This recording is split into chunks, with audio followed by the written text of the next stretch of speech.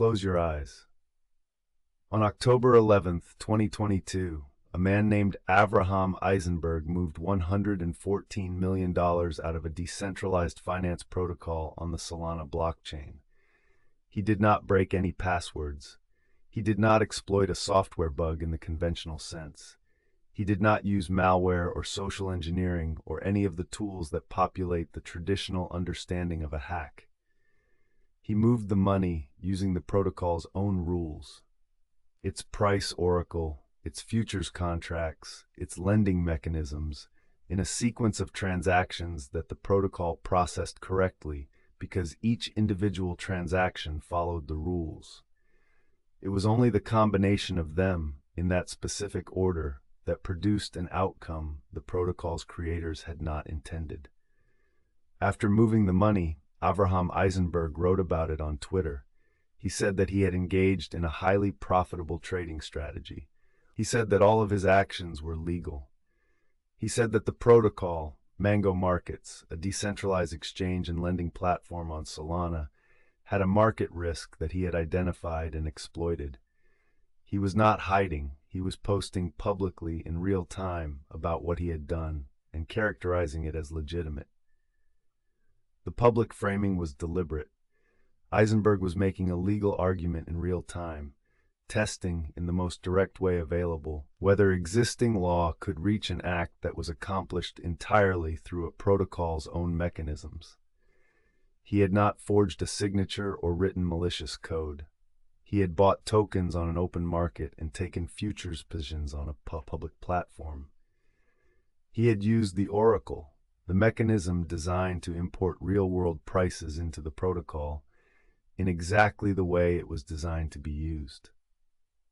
That the oracle had been designed with an assumption he had violated, that the prices he fed into it had been moved by his own purchasing activity, was the crux of a legal question he was asking the world to answer.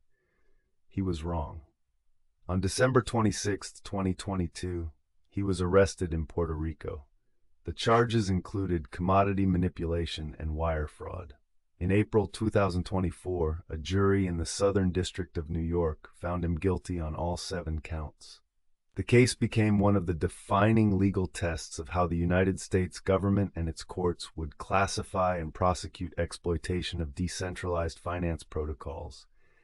And the verdict sent a message that the legal system had a clear answer to the question Avraham Eisenberg had tried to pose. Mango Markets launched in 2021 on the Solana blockchain.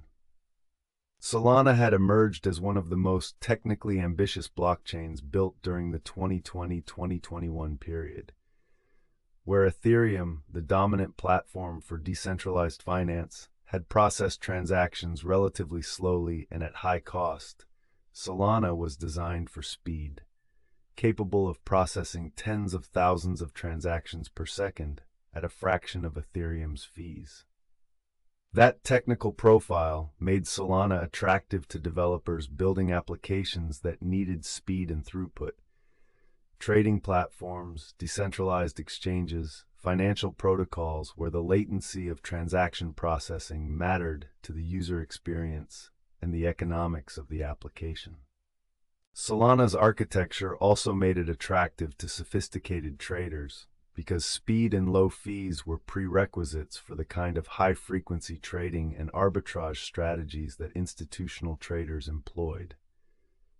A decentralized trading platform on a network where transactions cost a fraction of a cent and confirmed in under a second could compete with centralized exchanges on dimensions that Ethereum-based protocols could not.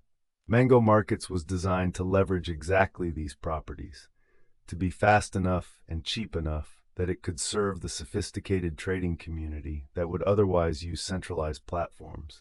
It was a compelling proposition, and it attracted exactly the kind of sophisticated users who would understand its mechanisms deeply enough to find the gaps in its design. Mango Markets was built to be a comprehensive decentralized trading and lending platform on Solana. Users could trade spot cryptocurrency, take leveraged positions through perpetual futures contracts, lend assets to earn yield, and borrow against their deposited collateral, all without a centralized intermediary, all governed by smart contracts that executed the rules of the protocol automatically. The protocol was designed to be self-sustaining. Interest rates adjusted algorithmically based on utilization. Liquidations occurred automatically when collateral values fell below required thresholds, and the Treasury, funded by protocol fees, provided a buffer against losses in the lending system. The promise of DeFi, decentralized finance, in 2021 and 2022 was that this kind of comprehensive financial infrastructure could be offered without the gatekeeping, geographic restrictions, and intermediary margins of traditional finance. Anyone with a cryptocurrency wallet could trade on Mango markets. There were no accounts to open, no identity verification, no geographic restrictions on access. The smart contracts were transparent.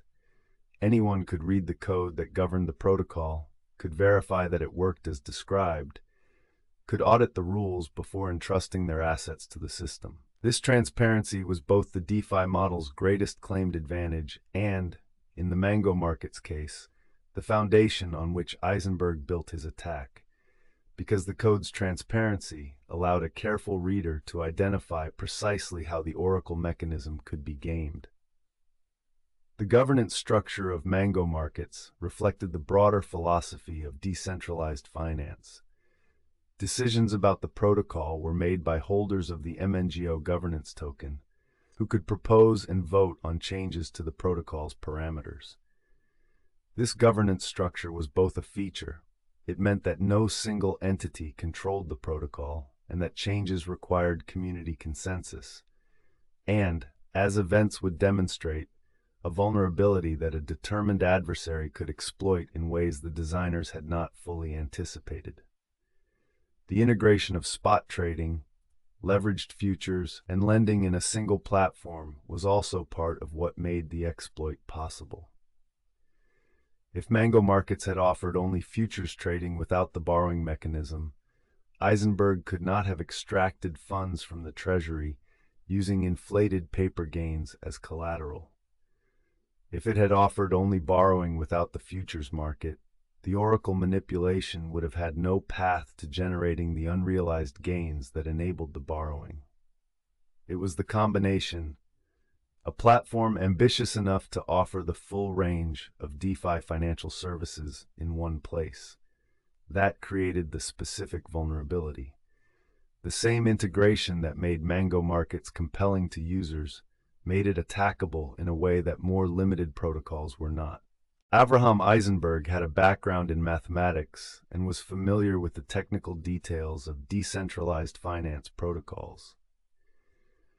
He had participated in cryptocurrency markets for several years before October 2022 and had a public presence in cryptocurrency communities, posting on Twitter, engaging with the technical discussions that characterized the DeFi space, presenting himself as someone who thought carefully about the mechanics and vulnerabilities of financial systems.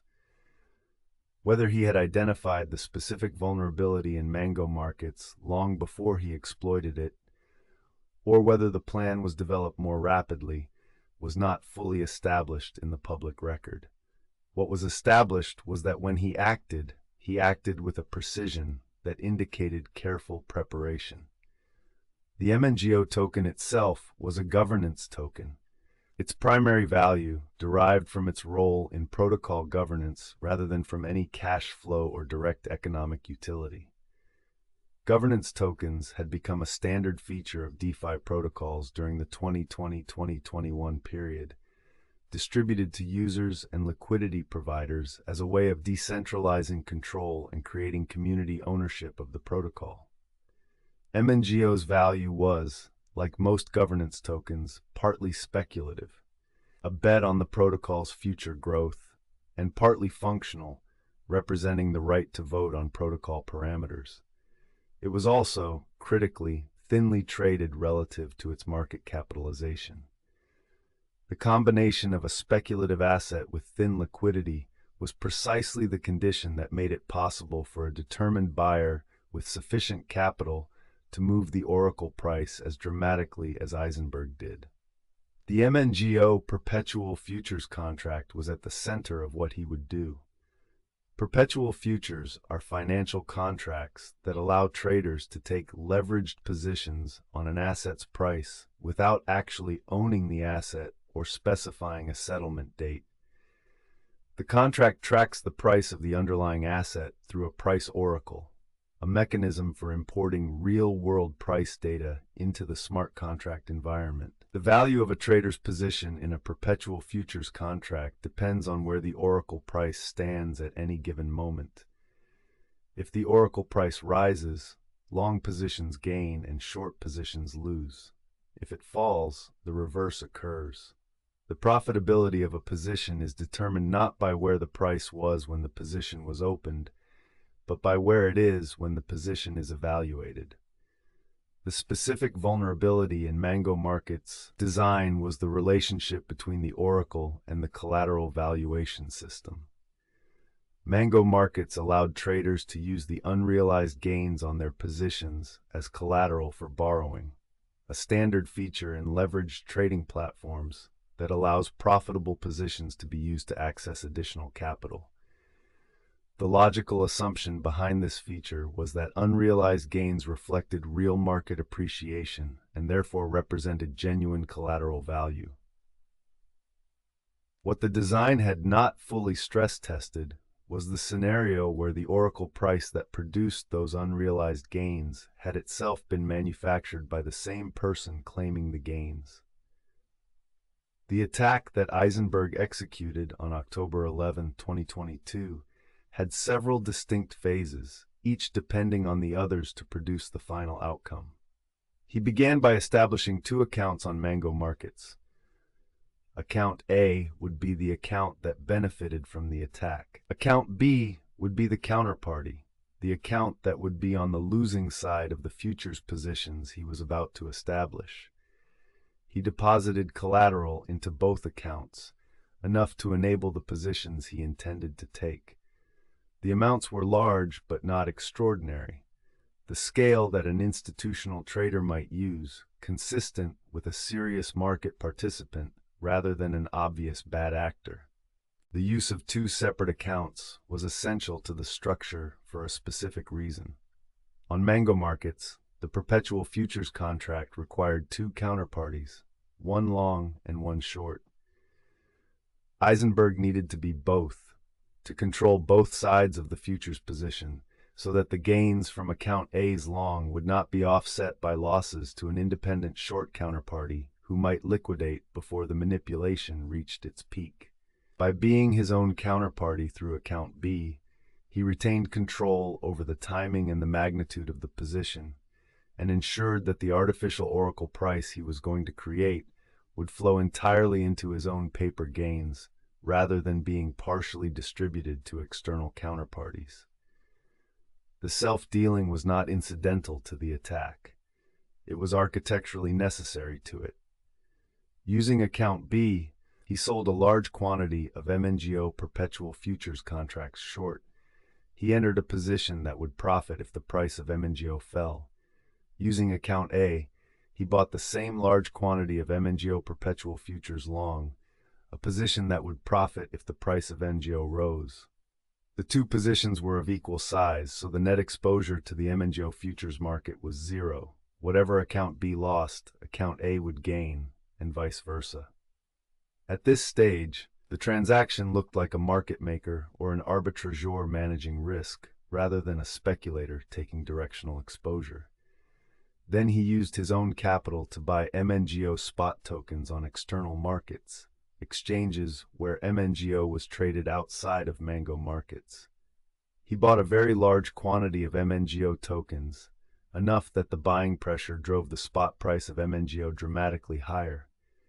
MNGO was a relatively illiquid token with limited trading volume, which meant that a sustained large buyer could move the price significantly. Over a short period, Eisenberg's buying pushed the MNGO spot price from roughly 3 cents to roughly 91 cents, a 30-fold increase, accomplished through the purchasing activity itself. The speed at which the price moved was also important to the mechanics of the attack. A slow, gradual price increase would have allowed the protocol's automated risk management systems and any sophisticated market participants watching the oracle to respond before the unrealized gains in an account reached a level sufficient to borrow the entire treasury. By driving the price up rapidly, Eisenberg compressed the window in which any response could occur. The entire sequence, the spot buying, the oracle price movement, the peak paper profit in account A, the borrowing of the treasury, happened within a single market session, fast enough that the protocol's users and developers were still processing what was happening while the funds were already being moved to external wallets. The Mango Markets price oracle incorporated the spot price of MNGO from external markets. As the spot price rose, the oracle price rose. As the oracle price rose, account A's long futures position, which benefited from MNGO price increases, became enormously profitable on paper. The unrealized gain in account A, at the peak of the price manipulation, was approximately $800 million. That was not real money in any cash sense. It was the paper profit of a futures position in a market that had been moved by Eisenberg's own purchasing activity. But Mango Markets did not distinguish, in its smart contract logic, between unrealized gains that came from genuine market activity and unrealized gains that came from a coordinated manipulation. The protocol saw a profitable account and allowed it to do what profitable accounts were supposed to be able to do: borrow against that collateral. Account A borrowed every available asset from Mango Markets treasury: USDC, Bitcoin, Solana, Ethereum, and other tokens, using the inflated futures position as collateral. The total value of what was borrowed was approximately $114 million. Once those assets were transferred to account A's wallet and then withdrawn from the protocol entirely, Eisenberg had extracted them from the system. The borrowed assets were no longer recoverable through normal protocol mechanisms. Account B, which held the short futures position, had a loss of the same magnitude as account A's gain, but account B did not have assets to cover that loss, and the loss would never be paid in any meaningful sense. The borrowed funds were gone. The elegant brutality of the structure was that the two accounts canceled each other out on paper, while simultaneously draining the entire treasury. Account A's gain was account B's loss, a net zero position for someone tracking both accounts together. But the treasury's assets had been borrowed by account A and withdrawn from the system, leaving behind only account B's unfunded loss. The protocol's users, the people who had deposited into the treasury to earn yield and who had their deposits available as liquidity for borrowers, were the ones who had effectively funded the borrowing. Their deposits were what had been extracted. The futures positions were the mechanism. The treasury was the actual source of the stolen funds.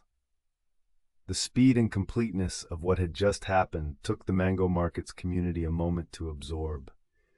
The protocol had processed every transaction correctly. There was no code that had malfunctioned. No password had been breached. No private key had been stolen.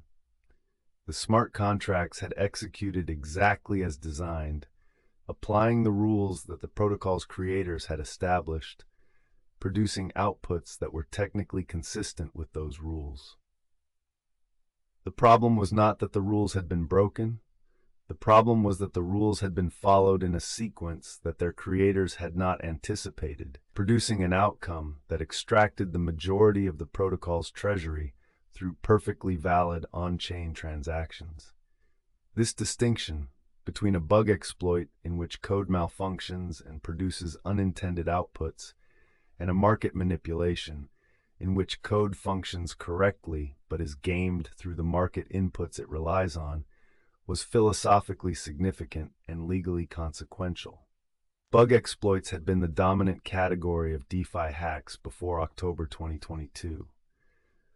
Mango Markets demonstrated a different category, an exploit that worked through the oracle mechanism by manipulating the external price data that the protocol imported to value positions and collateral. If the oracle could be moved, the protocol's logic could be made to serve purposes it was never designed to serve. Avraham Eisenberg posted his Twitter thread about the strategy within hours of completing the attack. He wrote that he and a team had operated a highly profitable trading strategy. He wrote that they had used the protocol as designed. He wrote that he believed all of his actions were legal. He was, in effect, publishing a confession in real time, wrapped in a legal argument, claiming that the manipulation of a market and the extraction of funds through that manipulation was not illegal because the mechanism he used was the protocol's own. The legal argument he was making, that exploiting a DeFi protocol through its own rules could not constitute fraud or theft, was not entirely frivolous. It drew on a genuine tension in how existing law applied to decentralized systems. Traditional fraud law required a misrepresentation. Someone had to be lied to. Traditional theft law required property to be taken without consent. A DeFi protocol could not be lied to in the ordinary sense. It applied rules mechanically. Whether a series of legitimate transactions that produced an unintended outcome constituted fraud or theft under existing law was a question that had not been definitively answered. Eisenberg was testing that question by asking it publicly, in the most visible way possible. The question was genuine, but the circumstances were unfavorable for the argument. Eisenberg had not stumbled into a market inefficiency while trading normally. He had constructed a specific sequence of actions, establishing both sides of a futures position, then buying the underlying asset to move the oracle, then borrowing against the resulting inflation, that only made sense as a coordinated manipulation. No legitimate trading strategy requires simultaneously being long and short the same asset in equal quantities while purchasing spot to move the price. The architecture of the plan was inconsistent with the arbitrage framing he was trying to apply to it. The prosecution would make exactly this point at trial, and it was the point the jury found compelling. The response from Mango Market's community began immediately. The protocol's treasury was effectively empty. The losses could not be recovered through the protocol's own mechanisms because the assets were gone. The governance token holders, the community that was supposed to exercise collective decision-making authority over the protocol, faced an immediate and practical question: what to do? The mechanism for making decisions was the governance process. But the governance process took time, and the situation created by the attack required immediate response. The community's situation was further complicated by the specific nature of what had happened. In a conventional hack, where code was broken and exploited, there was typically a technical remedy: patch the code, prevent further exploitation, and deal with whatever funds had been lost. In the Mango Market's case, the code had not been broken. Every transaction had been valid. There was no bug fix that would address what had already occurred. The treasury was empty because the protocol had done exactly what it was designed to do: allowed a profitable account to borrow against its collateral, and the collateral had been manufactured through the oracle manipulation. The question was not how to fix the code, but how to deal with the aftermath of a manipulation that the code had no mechanism to detect. The negotiations between Eisenberg and the Mango Markets community were conducted partly in public and partly through direct channels in the days following the attack. Eisenberg participated in the governance discussions. He submitted a governance proposal, a formal on-chain proposal for the community to vote on, that outlined terms for returning a portion of the stolen funds. The proposal offered to return $67 million of the approximately $114 million he had taken, and to keep $47 million as a bug bounty, compensation in his framing, for having identified the vulnerability in the protocol. The proposal also asked the community to agree not to pursue legal action against him. The governance vote on Eisenberg's proposal passed. A majority of MNGO token holders, the decentralized community that governed the protocol, voted to accept the terms. This was not a purely voluntary settlement in the traditional legal sense. The community had few practical alternatives. The funds that Eisenberg had agreed to return were the only funds available to return, and rejecting the proposal meant recovering nothing rather than recovering $67 million. The governance vote reflected constrained choice rather than genuine agreement. But it was recorded as a community decision on the blockchain, another layer of complexity in the question of whether what Eisenberg had done was illegal. The governance process that Eisenberg exploited to extract a settlement was itself a demonstration of how decentralized governance could be used as a tool by a determined adversary. He was not just a passive beneficiary of the governance process, he actively participated in it, submitting the proposal himself, framing the terms, attempting to obtain a community agreement that would insulate him from future legal action.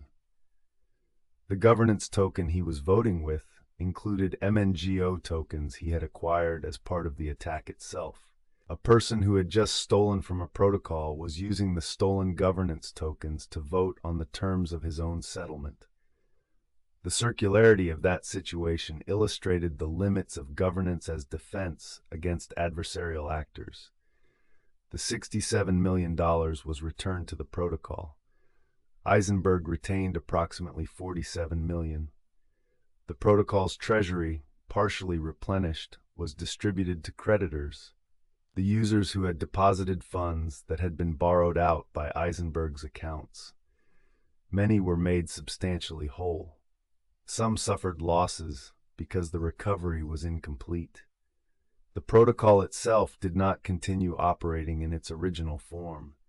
The events of October 2022 had made clear that the specific design choices Mango Markets had made were vulnerable in ways that would require fundamental reconstruction to address. The partial return of funds through the governance mechanism did not resolve the legal situation, but it created a factual complexity that the defense would later attempt to use. Eisenberg had voluntarily returned $67 million, more than half of what he had taken, through a community governance process that he himself had proposed. The defense would argue that this voluntary return demonstrated that Eisenberg had treated the exploit as a negotiation about the fair value of identifying and exploiting a vulnerability, not as a theft. The prosecution would argue that returning a portion of stolen funds under the threat of legal action was not the same as not stealing them, and that the governance mechanism Eisenberg had used to structure the settlement was itself a part of the manipulation rather than a genuine community remedy. Federal prosecutors were not bound by the governance vote. The United States Department of Justice and the U.S. Attorney's Office for the Southern District of New York were conducting a separate analysis of what had happened on October 11, 2022, applying federal criminal law rather than the governance rules of a DeFi protocol. Their analysis reached a different conclusion than Eisenberg's public framing.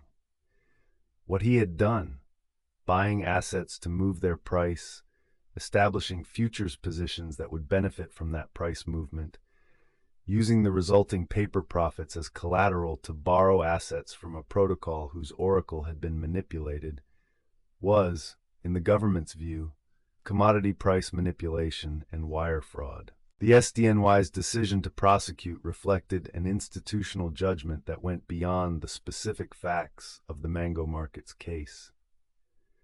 DeFi oracle manipulation had been discussed as a theoretical risk and a practical vulnerability for years before Eisenberg's exploit.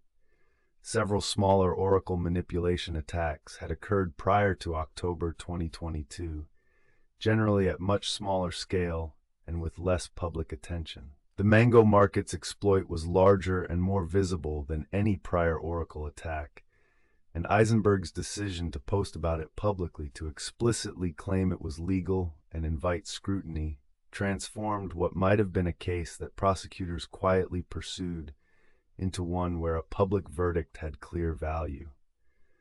The government's response was shaped both by the magnitude of the harm and by Eisenberg's own invitation to adjudicate the legal question he had raised. On December 26, 2022, 76 days after the mango market's exploit, Avraham Eisenberg was arrested in Puerto Rico. The arrest warrant had been sealed while investigators developed the case. The charges were filed in the Southern District of New York. Eisenberg was brought to New York to face trial. The legal case against Avraham Eisenberg raised questions that the cryptocurrency industry had been debating without resolution for years. The first was about oracle manipulation. Price oracles are a fundamental component of decentralized finance. They are the mechanism by which smart contracts, which cannot directly observe external market prices, access the price information they need to function. If the oracle can be manipulated, the smart contracts that rely on it can be made to behave in unintended ways, not through any flaw in the contract code itself, but through manipulation of the data input. Oracle manipulation had been discussed as a theoretical risk well before the mango market's exploit. The exploit demonstrated the risk concretely, at a scale that the theoretical discussions had not fully engaged with. The oracle problem in decentralized finance has no clean solution. Any mechanism for importing external data into a smart contract creates a potential attack surface at the boundary between the on-chain and off-chain worlds. Decentralized oracle networks, systems like Chainlink that aggregate price data from multiple independent sources to make oracle manipulation more difficult and expensive, address the risk by increasing the cost of manipulation rather than eliminating it. Time-weighted average prices reduced vulnerability to short-duration manipulations, but created new trade-offs in terms of responsiveness to genuine market moves. The mango market's exploit was a specific case where a thinly traded token's oracle was manipulated through the simplest possible mechanism, buying enough of the asset to move the price, and the protocol had no safeguard against it. The lesson was specific enough to fix for that protocol and general enough to worry about for every protocol that used any oracle. The second question was about the legal status of what Eisenberg had done. DeFi protocols are software. They operate on blockchains. They have no board of directors, no employees, no physical location, no bank account. When assets are moved through a DeFi protocol by a sequence of on-chain transactions, is the protocol the victim of theft? Can software be defrauded? The legal concepts that govern financial fraud had been developed in contexts where there were human intermediaries, banks, brokers, financial institutions, who were deceived or deprived of their property. The DeFi context did not obviously fit those categories. Federal prosecutors argued that the relevant victims were not the protocol but the users, the people who had deposited assets into mango markets and had been deprived of those assets by Eisenberg's manipulation of the oracle that determined the protocol's collateral valuations. The protocol was the mechanism. The users were the people who had been harmed. That framing fit more naturally into the existing frameworks of wire fraud and commodity manipulation, which focused on harm to counterparties and market integrity rather than on harm to software. The commodity manipulation charge drew on the Commodity Exchange Act, which prohibited manipulating the price of a commodity in interstate commerce. Whether MNGO was a commodity under that law, whether cryptocurrency tokens fell within the definition that the Commodity Futures Trading Commission regulated, was itself a contested question in cryptocurrency law. The government's decision to charge manipulation of MNGO futures implied that it considered MNGO futures to be commodity derivatives subject to CFTC jurisdiction. That classification had implications beyond the Mango Markets case, contributing to the ongoing regulatory debate about which cryptocurrency assets were commodities and which were securities.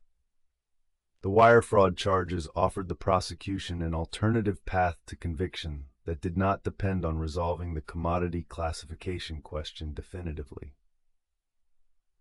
Wire fraud covers any scheme to defraud that uses interstate wire communications, and the transactions that had moved funds from Mango Markets' treasury to Eisenberg's accounts routed through the internet infrastructure that every blockchain transaction used met the wire communication requirement. The users who had deposited funds into Mango Markets and whose deposits were taken through the Oracle manipulation were the fraud victims in this framing. The prosecution had multiple legal theories, any one of which could support a conviction, and the multiple count structure meant that jury agreement on any single theory was sufficient. The defense Eisenberg offered that his actions constituted legitimate market activity, that he had used the protocol as designed, that the governance vote accepting the settlement reflected the community's own judgment that no wrongdoing had occurred, was presented at trial. The defense argued that what looked like manipulation was actually arbitrage, identifying a mispricing and profiting from it. The prosecution argued that deliberately creating a mispricing through coordinated buying and then profiting from positions specifically established to benefit from that mispricing was manipulation by definition. The line between arbitrage and manipulation was precisely what the trial would ask the jury to determine. The trial of Avraham Eisenberg began in April 2024 in the Southern District of New York. The prosecution's case was built around the sequence of events on October 11, 2022, reconstructed through blockchain transaction records, trading data, and communications that had been obtained through the investigation. The blockchain record was comprehensive. Every transaction Eisenberg had made was documented with timestamps, amounts, and wallet addresses. The sequence of establishing the two accounts, taking opposing futures positions, buying MNGO spot to move the price, and then borrowing against the inflated collateral could be reconstructed from the public ledger with a precision that was difficult to dispute. The prosecution's expert witnesses explained to the jury the specific mechanics of the Oracle mechanism and how it had been manipulated, translating the technical details of on-chain perpetual futures contracts and price Oracle design into accessible terms that people without DeFi expertise could evaluate. The challenge of technical translation was significant in a case like this. The underlying facts were embedded in the architecture of a blockchain protocol that most jurors had never encountered. The prosecution had to establish not just what had happened, which the blockchain record showed clearly, but why the specific sequence of events constituted manipulation rather than legitimate trading, and why the legal concepts of fraud and manipulation applied to transactions that had no paper trail in the traditional sense. The prosecution also introduced communications, messages, and posts in which Eisenberg had discussed his views on the Mango Market's vulnerability and his plans for the exploit. Some of these communications predated October 11, 2022, suggesting that the attack had been planned in advance rather than improvised. The existence of planning was relevant to the mental state element of the fraud charges. The government needed to show not just that Eisenberg had done something that had harmful effects, but that he had done it intentionally, with knowledge of what the outcome would be. The prior communications helped establish that intent. The trial proceedings gave the jury a specific opportunity to evaluate Eisenberg's own account of his intentions. His Twitter posts had been explicit. He had named what he did, described it as legal trading, and invited the legal system to respond. In the courtroom, those posts became evidence of his state of mind. The prosecution argued that the posts demonstrated his awareness that what he had done could be characterized as manipulation, and that his insistence on calling it legitimate was not a genuine belief, but a legal argument he was rehearsing in advance. The defense argued that the consistency of his public position, posting the same characterization in the immediate aftermath of the attack and maintaining it through months of legal proceedings, reflected genuine conviction rather than tactical performance. The jury considered both accounts and rejected the latter. The defense cross-examined the prosecution's technical witnesses on the question of whether the MNGO price movements could be classified as manipulation rather than legitimate market activity.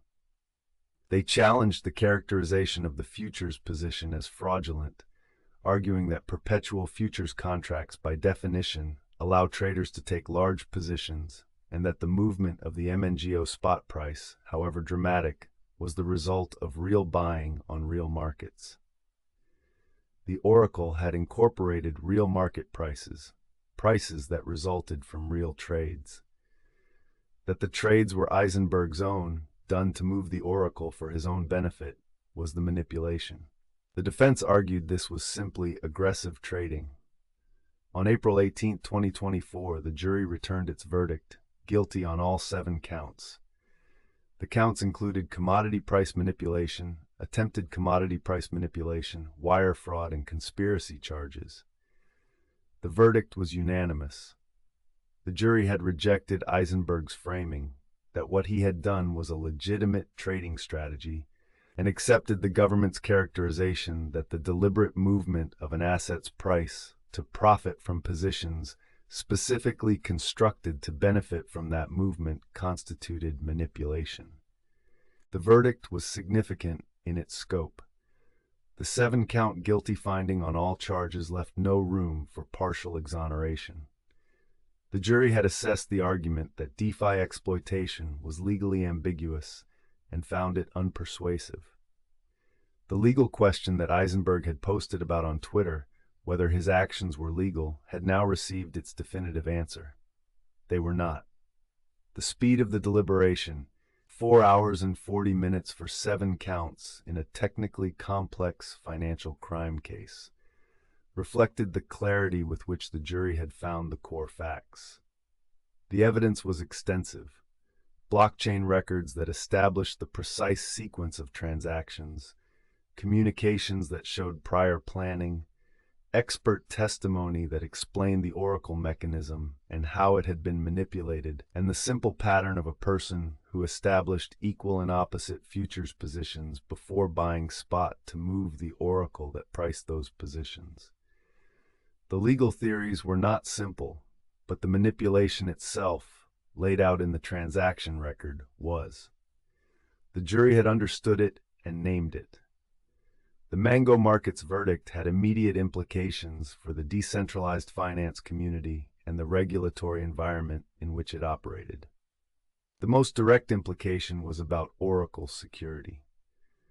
Price oracles were, after Mango Markets, understood differently by DeFi developers, not as a solved component of protocol design, but as an attack surface that required specific defensive measures.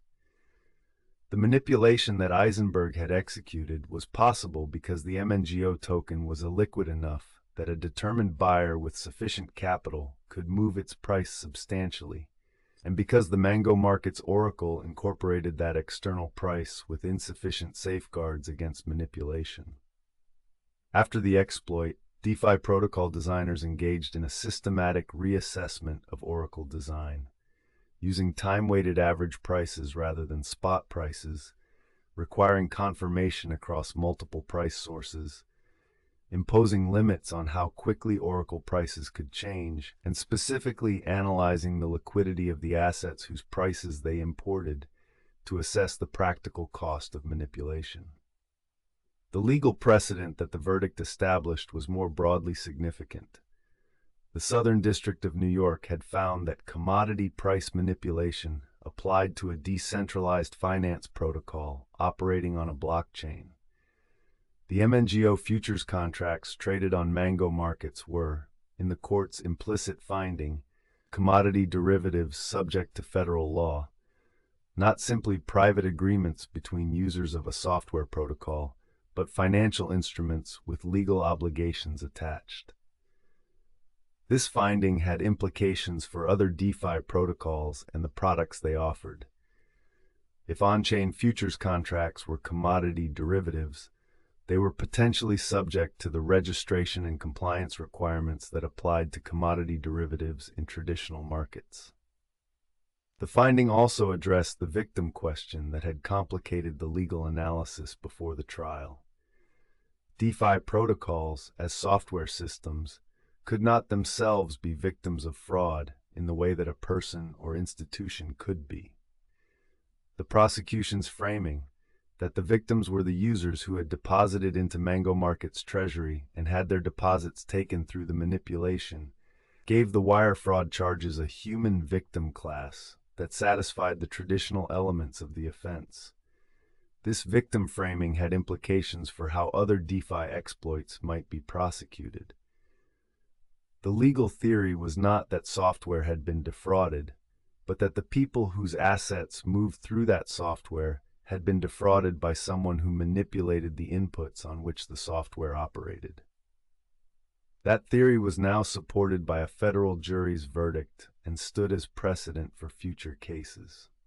The Commodity Futures Trading Commission, which had regulatory authority over commodity derivatives, had been increasingly active in the cryptocurrency space in the period leading up to and following the Mango Market's exploit.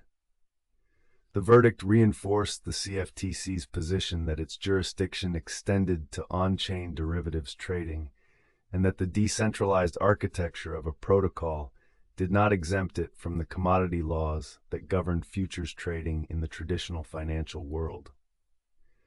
The enforcement actions and policy statements that followed the Mango Market's verdict reflected an agency that had received clear judicial support for an expansive interpretation of its authority. For DeFi protocol developers, the verdict raised a practical compliance question that had not previously been answered. If on-chain perpetual futures contracts were commodity derivatives subject to CFTC jurisdiction, then the platforms offering those contracts were potentially operating as unregistered commodity exchanges, subject to registration requirements, capital requirements, and compliance obligations that no existing DeFi protocol had been designed to meet. The question of how to reconcile the decentralized, permissionless nature of DeFi with the registration-based compliance model of commodity regulation was a question that developers, regulators, and lawyers would spend years attempting to answer. The Mango Market's verdict established that the question was not hypothetical. It was a live legal risk. For the DeFi community, the verdict created a tension that did not resolve easily. DeFi had been built on the proposition that code and consensus could replace the institutional intermediaries and legal frameworks of traditional finance. That markets governed by smart contracts and blockchain consensus were not just alternative financial systems, but different kinds of systems, operating on different principles. The Mango Market's verdict said something specific about the limits of that proposition. That financial activity on-chain, whatever its technical architecture, was not exempt from the financial laws that governed the same economic activities in traditional markets. The act of trading, lending, and borrowing created legal obligations and vulnerabilities, regardless of whether the venue was a regulated exchange or a Solana-based smart contract. The investigation that led to Eisenberg's arrest and conviction drew on a combination of blockchain forensics, traditional financial investigation techniques, and the specific evidentiary value of Eisenberg's own public statements. The blockchain record was the foundation. Every transaction that Eisenberg had executed on October 11, 2022 was permanently recorded on the Solana blockchain. The timing, the amounts, the accounts involved, the sequence. Blockchain forensics analysts could reconstruct the attack with a completeness that most financial crime investigations could not achieve. There was no question about which transactions had occurred, in what order, at what time. The question was not what had happened in the factual sense, but how to characterize it legally, and the factual foundation that the blockchain provided was unambiguous.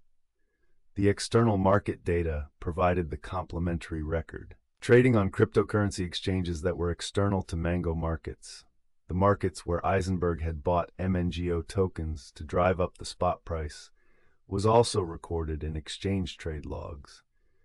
The pattern of buying timed precisely with the Mango market's transactions was visible in that data and corroborated the blockchain record of what was happening on-chain simultaneously.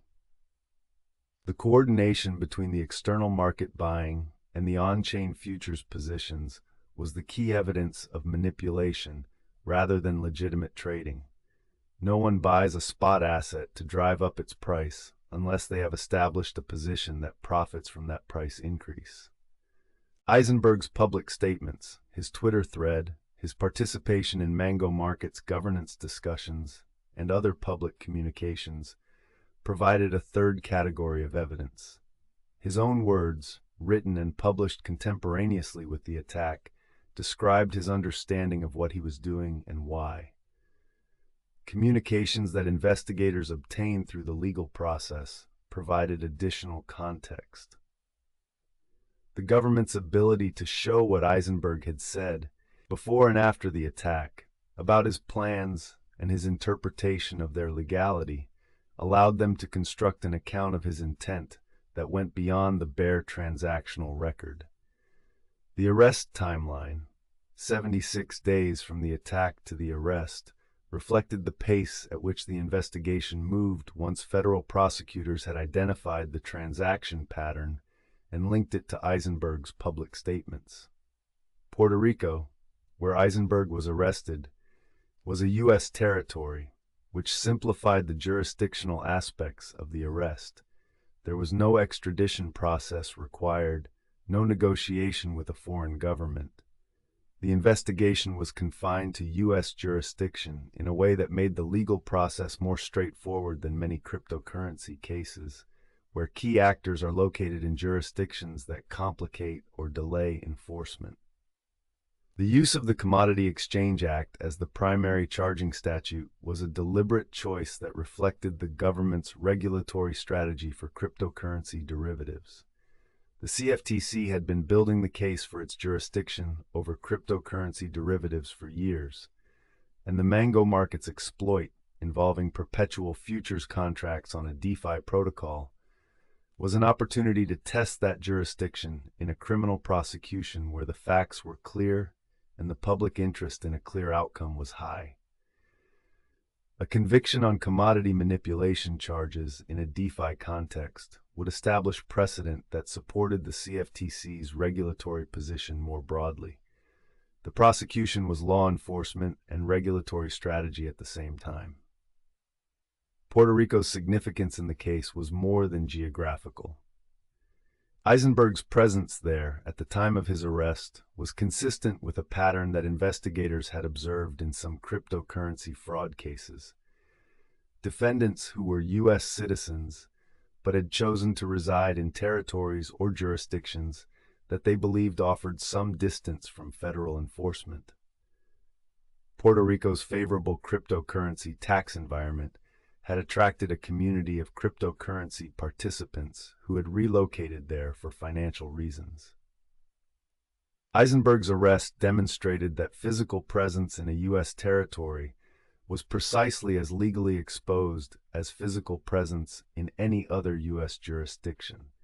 There was no meaningful distance between Puerto Rico and federal criminal jurisdiction. The Mango Markets case, from the exploit in October 2022 through the conviction in April 2024, became one of the defining legal events in decentralized finance's short history. The 18 months between the exploit and the verdict were 18 months in which the cryptocurrency industry operated with genuine uncertainty about how the legal system would answer the questions the case raised. During that period, DeFi protocols continued to be developed and deployed, Oracle mechanisms continued to be used, and the governance token structures that Eisenberg had exploited continued to define how decentralized protocols made collective decisions. The industry had not paused to wait for a verdict. But the conversations about Oracle security, about legal risk, and about the boundaries of what using a protocol as designed meant were shaped throughout by the knowledge that a federal jury would eventually weigh in. The verdict resolved that uncertainty. It defined, more clearly than any prior case, the proposition that manipulating a DeFi protocol's price oracle to extract funds was a federal crime. The legal reasoning that had seemed ambiguous before the verdict, the argument that using a protocol's own rules could not constitute fraud, that decentralized software could not be defrauded in the legal sense, had been tested in a federal court and rejected. The jury had understood the manipulation and called it what it was. The verdict was unequivocal. For DeFi developers, the case contributed to a lasting change in how protocol security was evaluated.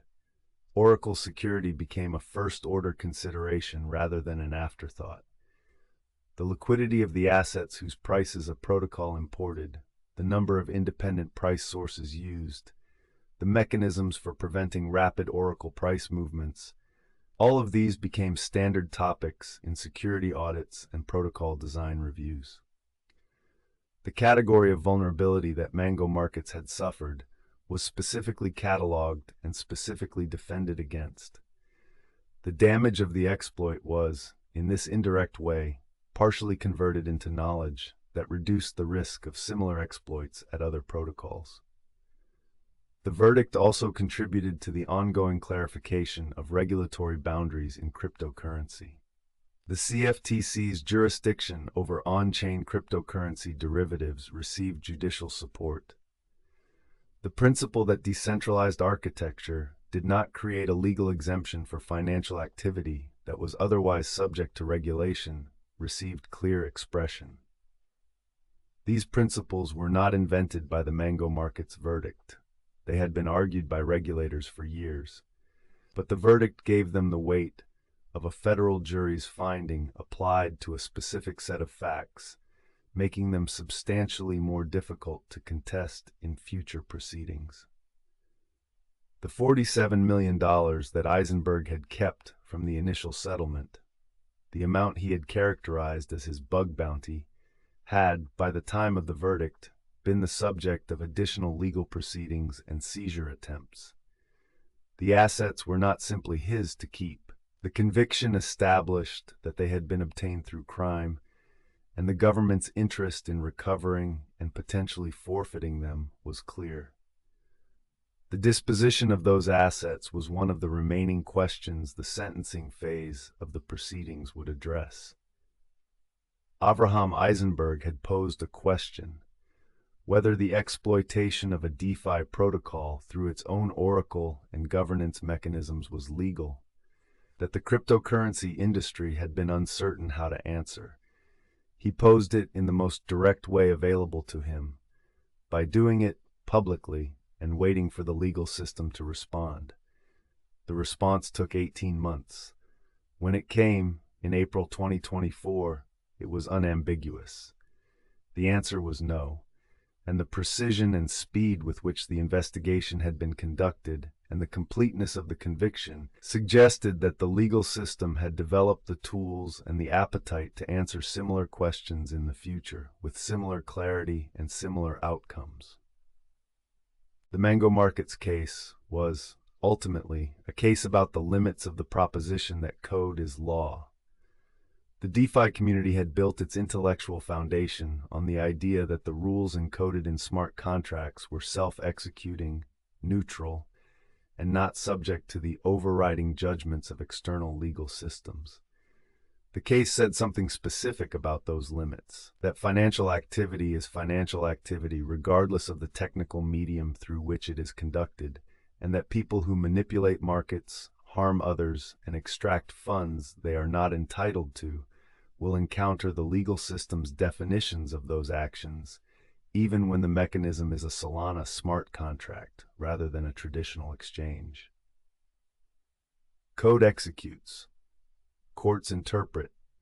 Both of those things were true simultaneously, and the Mango Market's verdict was the moment when that truth became concrete. Close your eyes one more time. On October 11, 2022, in a sequence of on-chain transactions that took a matter of hours, $114 million moved out of Mango Markets and into wallets controlled by Avraham Eisenberg. The protocol processed every transaction correctly. The code functioned as written.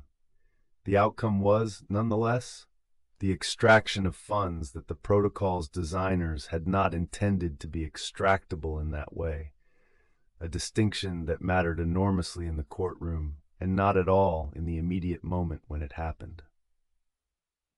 The debate that followed, about whether oracle manipulation was legally distinct from conventional theft, about whether a decentralized protocol could be a victim, about whether the legal system's categories applied cleanly to on-chain financial activity, was a genuine debate. These were not frivolous questions.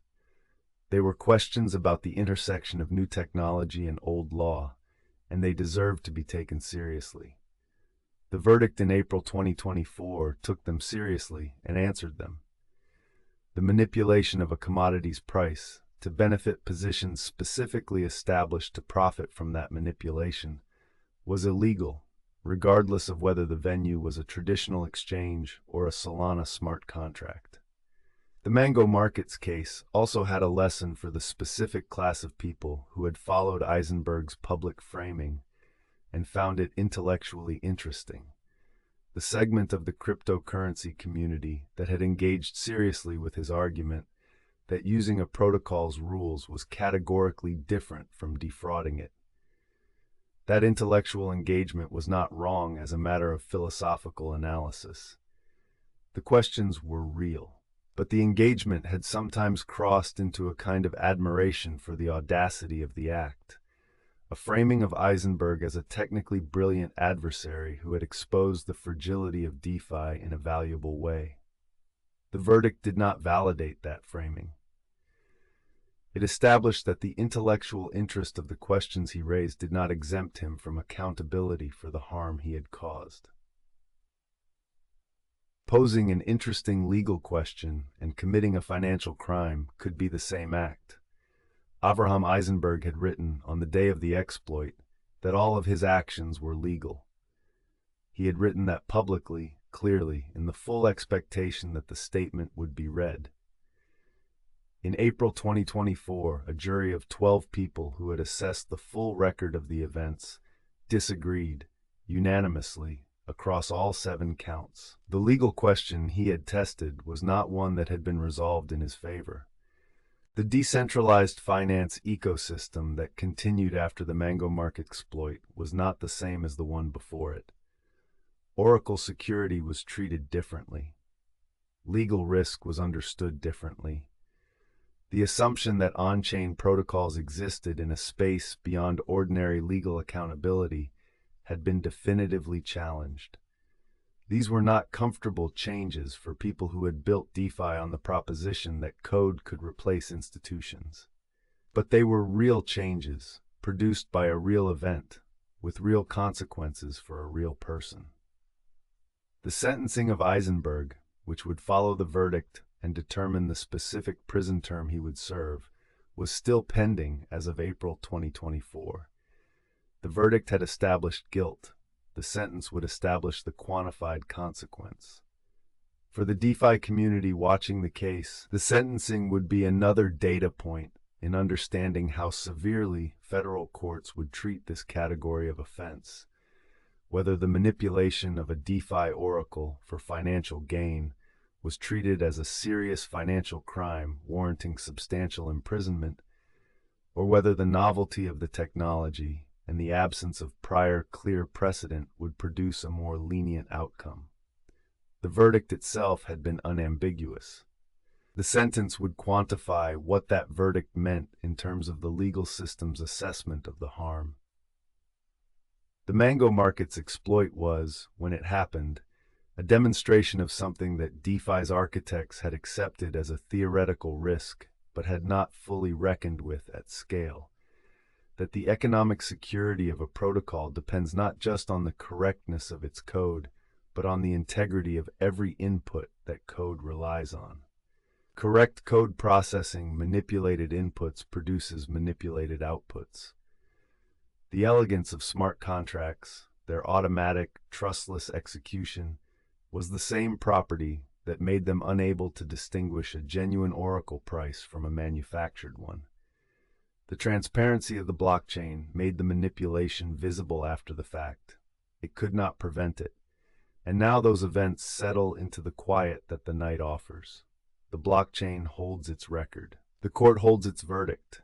The specific arguments and transactions and legal proceedings drift, and what remains is the simple fact of it, that $114 million moved and was eventually answered for. Let that be where the night carries you, into the quiet, into the dark,